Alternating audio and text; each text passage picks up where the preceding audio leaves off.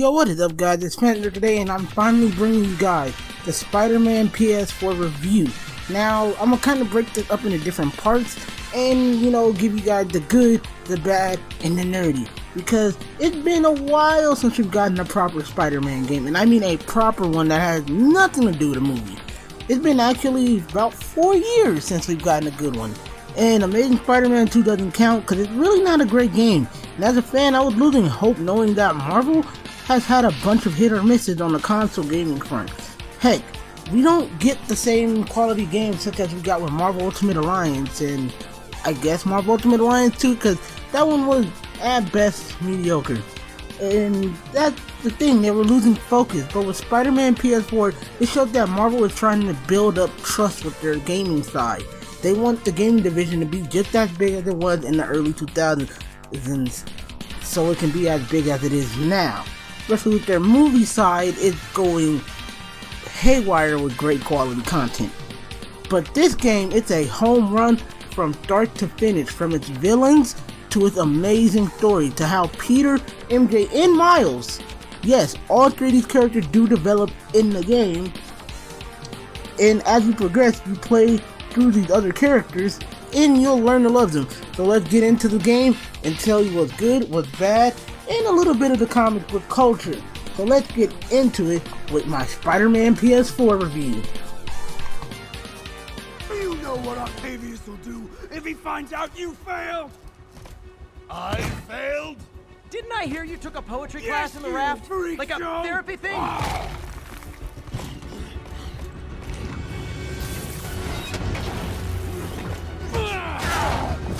Now, to talk about the story, I really don't want to spoil it, so a lot of the stuff I'm going to try to condense into something differently. Our boy Peter is 23 years old, so Spider-Man is 23 years old, which is a lot older than he's seen in most media. In the comic books, yeah, he's around 23 to 26, I believe, but when you go to around here, in most video games, he's either a young adult or he's a teenager. Ultimate Spider-Man, he was 16. Spider-Man 1 through 2, I'd say he's around 20 or 22 because those were in the movie continuities. In the Amazing Spider-Man, he's still a teenager, which would be around Spider-Man being around 16. In Amazing Spider-Man 2, he'd be around 18 because he just graduated high school. So, this one is a lot older than the usual bunch. But he's 23 years old, working for a scientist, which I will not tell you his name because that spoiled the whole game, and helping Aunt May run a shelter called Feast, which was created by Martin Lee. Martin Lee is Mr. Negative, which, even though that's kind of a spoiler, at the same time, you already saw him in the trailer. And Mr. Negative, if you don't know who he is in the comics, he's pretty much a dude that can corrupt people and incorrupt people. One of the major things he did was cure Eddie Brock of cancer, which, to be honest, Eddie Brock doesn't even make an appearance in this game. Actually, the symbiote won't, and I'll explain later. But Martin Lee, Peter puts away a criminal, which we all kind of know who that big criminal is, but I'm not going to spoil it. And pretty much every other criminal organization is trying to be Ash Ketchum and move up the ranks, trying to be the very best that no one ever was. Well, technically there was someone who was the best, but we put him in jail. But it got Peter going into overdrive, and he needs new equipment, and create new equipment due to the scientists, thinking of something else. It'll explain itself when you actually play the game. He gets his new advanced suit, and he gets a bunch of other suits. And he pretty much tells him, yo, run up now. I got new equipment and all. But that's all I can say without spoiling the game. It gets really crazy and really out there throughout the story. And as you play through the story, some bits and pieces are told not from Peter's perspective, but from MJ and Miles' perspective. And that's actually a really interesting thing. Now, I'm going to spoil one thing. Miles does not suit up in this game. I'm going to just tell you that now, so don't get your hopes up. But you'll see, there is a little hint at what happens to Miles later in the game. But yeah, that's pretty much the story. But of course, a good game isn't good unless it's got that good gameplay and those mechanics, my boy. So let's talk about the gameplay and mechanics. So again, you switch a lot between Peter Parker, Spider-Man, but also between MJ and Miles.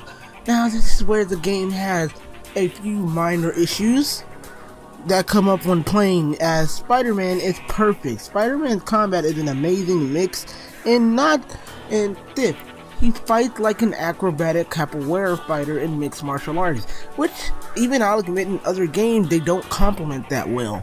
The most I can say fluent game that actually complements his fighting style well is probably Web of Shadows. And it's because he doesn't feel stiff when he's kicking someone. He actually had to go down and actually kick you and punch you. Web of Shadows did something similar with like how he strikes opponents, but it wasn't as fluent as an animation as it is in this game. But warning, Spider-Man has a glass jaw sort of. One hit takes off half his health bar, but you are vulnerable, and that's what it is. Here's the thing, Spider-Man isn't like Deadpool. He's not gonna heal from everything, and he legit has to use focus to actually heal. That means you really have to be careful.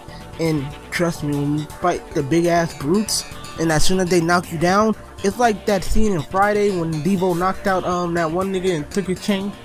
Yeah, I know, bad example, but it will knock you to near death. Also, when you swing, there's a learning curve. This is not easy to learn either, but when you get the hang of it, it's actually really fun. And the thing is, very therapeutic actually.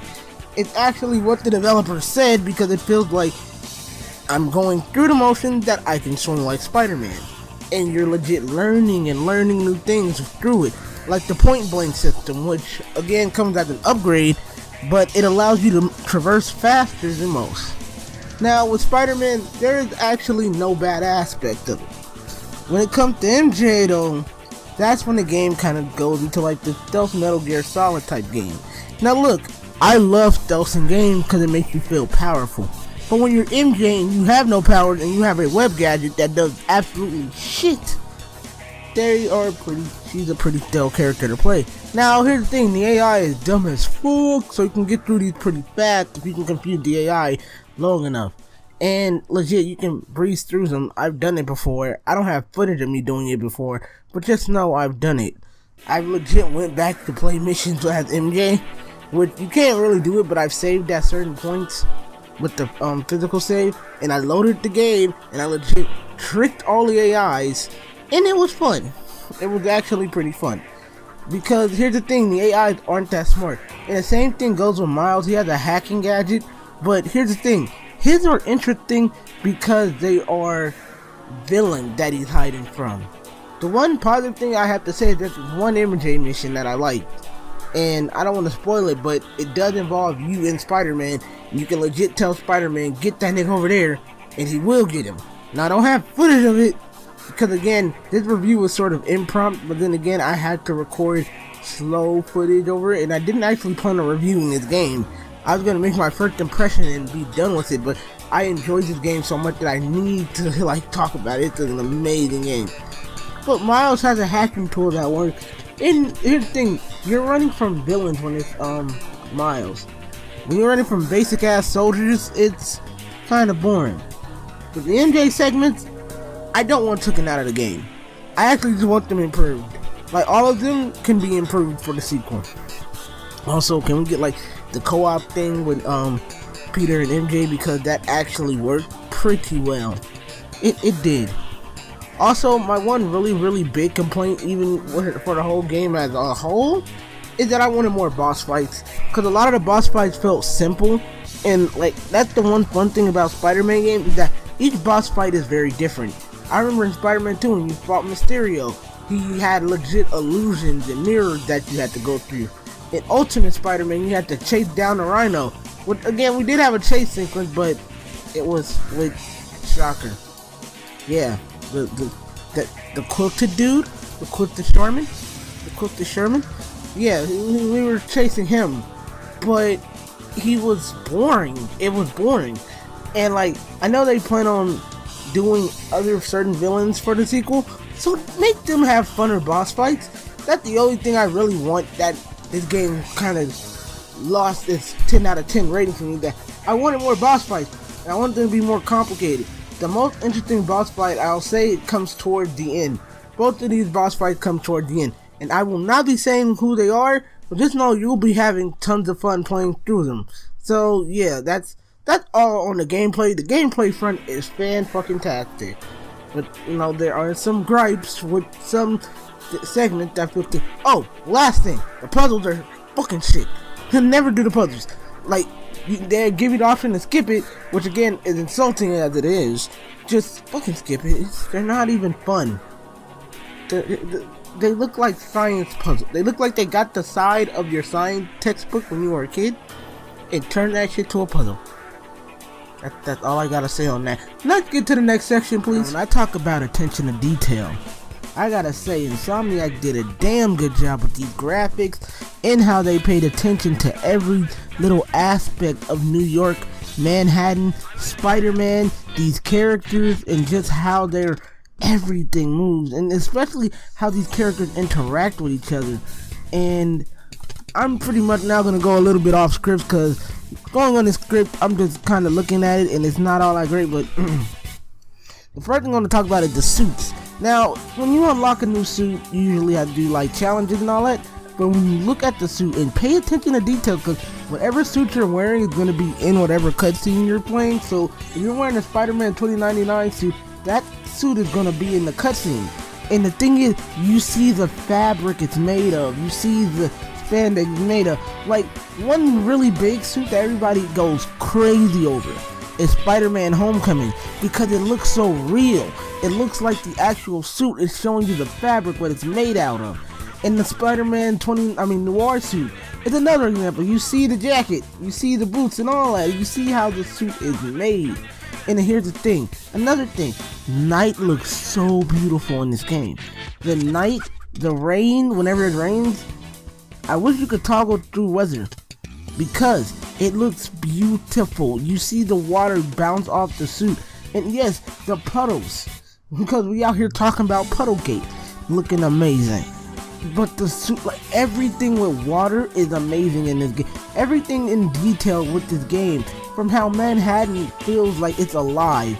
People are legit here, like they'll say they don't like you, they'll say they love you, they'll do this, they'll ask for high fives. And the thing is, you are Spider-Man. You are a celebrity when you walk down the street, and that is amazing. They paid so much attention to detail, and everything you do has an impact on society. Well, not on society, but has an impact on how New York sees you. How J. Jonah Jameson on his podcast will talk the biggest amounts of shit about you. But guess what? You saved something, and people will call in and say, well, I saw Spider-Man there, but he was out there saving, kicking ass and taking names. And that is a beautiful thing.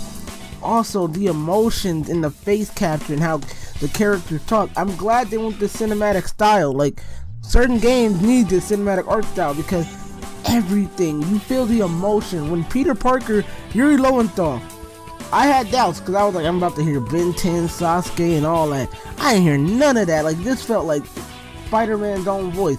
I did hear a little bit of Yosuke from Persona, but yeah. When he cried, he cried. When he had fun, he had fun. The humor, when this man had humor, this man, none of his jokes were cringy. And the humor was so light and touch that it actually felt like Peter Parker. It felt like I was reading a Spider-Man comic. And here's the thing, I own, my comic collection is 90% Spider-Man, I'm not gonna lie. And knowing this, Spider-Man and the Flash, but knowing that I can, I can see him telling that actual joke is a beautiful thing. And that's the one thing I love about this game, that they got attention to detail in graphics and how the characters should interact. And here's the thing, I'll admit that the game stays at a 30 frames per second, but that works for it. And the thing is that even the NPCs, you're not going to be seeing random NPCs look the same. No, everyone looks different. And how the swinging looks, it makes New York very detailed, to the point they have even little dioramas when you crawl up the wall. And here's the thing, the animation and how he deals with it. So if he runs up a wall, he's legit changing how he's running just so he can go faster. He's sprinting up the wall. Or if there's like a fire escape, like ladders and stuff, he will legit just jump through the ladders and all that. Like, he's out here being freestyling on it. And that's what I like about animation, is that when it comes to animation, you have to make things look good. And characters, like, when they wear armor, you see the armor. Even with Spider-Man, when his costumes have armor, Like they have the recent Marvel Now suit, and that has armor. You see the armor, you see the glowing spider. There are suits that are terrible, but there are suits that look so good, like the Spirit Spider, which is just Ghost Rider-ified Spider-Man. Legit had the flames coming off his head. Now, from what I'm hearing, in some cutscenes, the flames cut off and it did the talking skull. But it's the point that they put detail and work into this, and the story really gets you attached. The only reason I beat the game was because I was so enthralled by the story. I just kept going. Like I was like, well, I want to save for the game, but still, and like I wanted to see the stuff that was in the trailer. I wanted to see the hidden villain. I wanted to see all of this. But boy, is this game beautiful. Overall, the aesthetics, I love everything about it. And thank you, Insomniac. Thank you for that. Is that everything in this game feels like a Spider-Man fan's dream. Everything we wanted. And here's the thing, I'm a huge Spider-Man fan. You guys know that. So yeah, I'm about to get into my conclusion into the next section. So get ready for some emotion. Go get your Kleenex. Go get you some quilted Charmin. You know, get that quilted Charmin. You know, get that soft touch.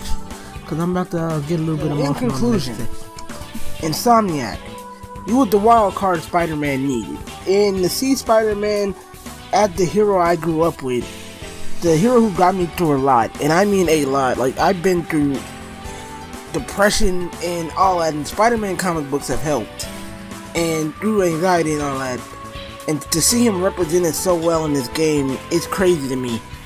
And it just seemed that they were able to pay attention to detail. They were able to give me a story that was believable. They were able to pull from multiple medias. They were able to pull from Spider-Man, from Sam Raimi, from Spider-Man the Animated Series, from the Spectacular Spider-Man, from like the comics, from the MCU, from the Amazing Spider-Man, all these things. They were able to pull in and combine into one cohesive thing. And it's like you'll see moments that are tribute to these comics, to the thing.